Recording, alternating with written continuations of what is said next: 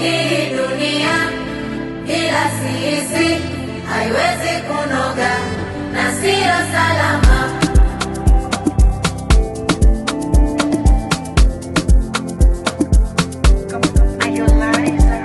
Hatuna haja kujigamba sana, sifa zetu zina.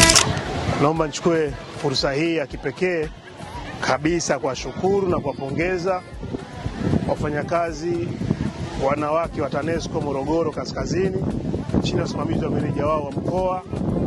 Matendo hicho chokifanya hapa shule ya msingi ya Mwepesongo A, wametujengea choo chenye matundu 5 kuonyesha namna gani wamejali na kuona uhitaji wa wanafunzi wetu. Mimi kama sitaikemea, sina cha kuwalipa, bali kuombea Mungu awazidishie, lakini kuwapa moyo wafanye hiki kwenye shule zingine nyingi zaidi.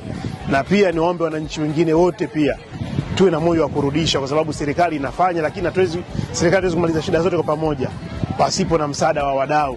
Kila mwaka huwa tuna utaratibu wa kufanya matendo ya huruma, matendo tofauti kama vile kutembelea wazee, kupanda miti.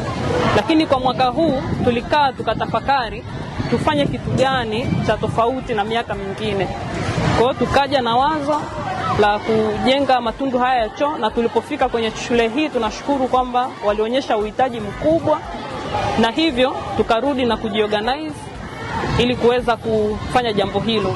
Na tunashukuru tumerudi kwenye uongozi wa shirika na wametupa support kwa 100% kubariki jambo hili, na mpaka siku ya leo tumeweza kulikamilisha kwa 100%. Kwa hiyo sisi tunatoa wito kwa wanafunzi pamoja na walimu kuweza kutunza matundu haya ambayo yameweza kugharimu zaidi ya shilingi milioni 8 ili kuweza kutumika sasa hivi pamoja na kizazi kijacho.